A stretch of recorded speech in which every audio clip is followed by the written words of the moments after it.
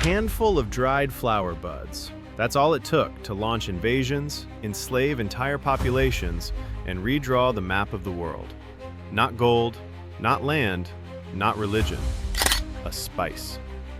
For centuries, men killed and died for something you probably have sitting forgotten in your kitchen cabinet right now. This is the story of nutmeg, and the blood that was spilled to control it. Today, nutmeg costs a few dollars. You sprinkle it on eggnog during the holidays.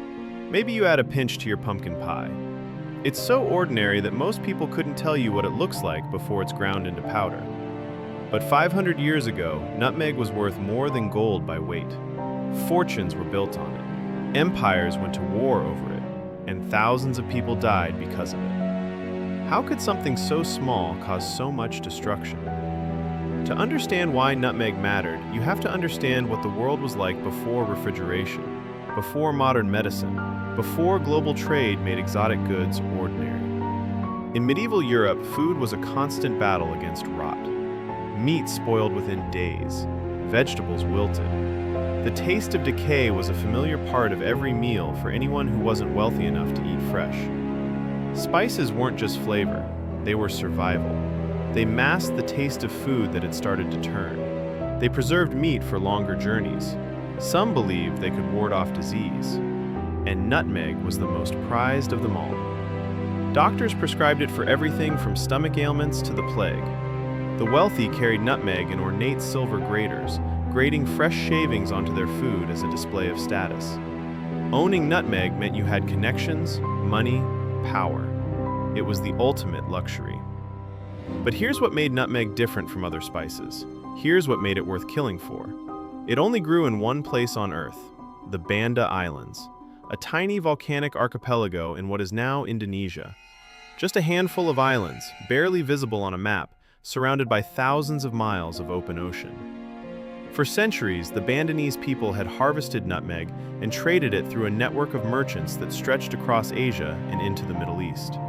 By the time nutmeg reached Europe, it had passed through so many hands that no one in the West knew where it actually came from. It was a mystery wrapped in myth. And then the Portuguese arrived.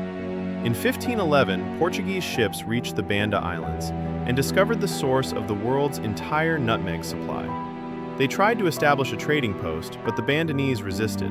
The islands were too remote, the locals too independent. The Portuguese couldn't hold them. But word got out, and soon every European power with ships and ambition turned their eyes toward those tiny specks of land in the distant sea. The Spanish came, the English came, but it was the Dutch who would change everything. In 1602, the Dutch formed the VOC, the Dutch East India Company. It wasn't just a trading company, it was a corporation with the power to wage war, negotiate treaties, establish colonies, and execute prisoners. It was, in many ways, the first multinational corporation, and its primary obsession was controlling the spice trade. The Dutch didn't want to trade for nutmeg, they wanted to own it. All of it. Every tree, every island, every grain. At first, the Dutch tried negotiation. They signed treaties with the Bandanese, promising fair trade and mutual respect. But the Bandanese continued selling to other merchants. English traders kept showing up. Prices weren't as high as the Dutch wanted. So the Dutch decided to solve the problem permanently. In 1621, the VOC sent a fleet to the Banda Islands under the command of Jan Pieterszoon Koen. What followed was not a war, it was an extermination. Koen's forces swept through the islands with methodical brutality.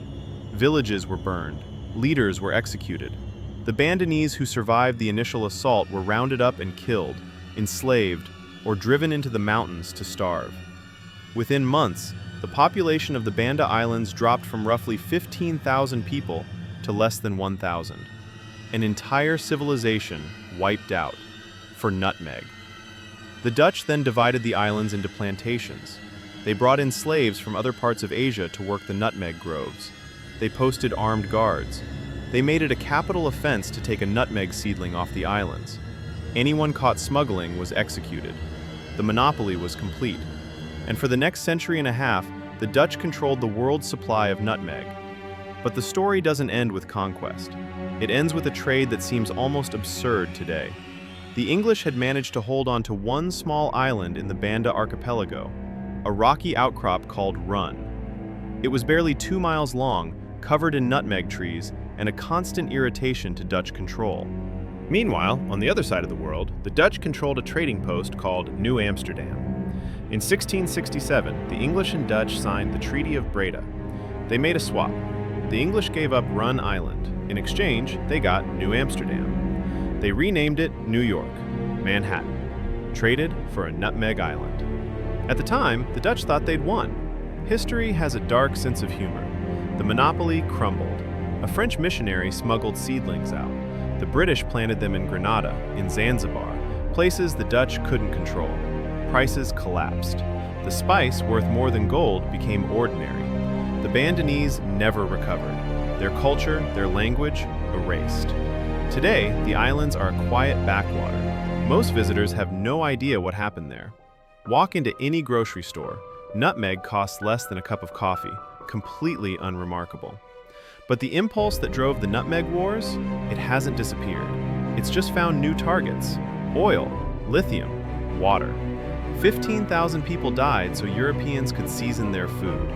Manhattan was traded for an island most people have never heard of. Nutmeg doesn't taste like blood, but maybe it should. If stories like this change how you see ordinary things, subscribe. Every like helps bring more hidden histories to light.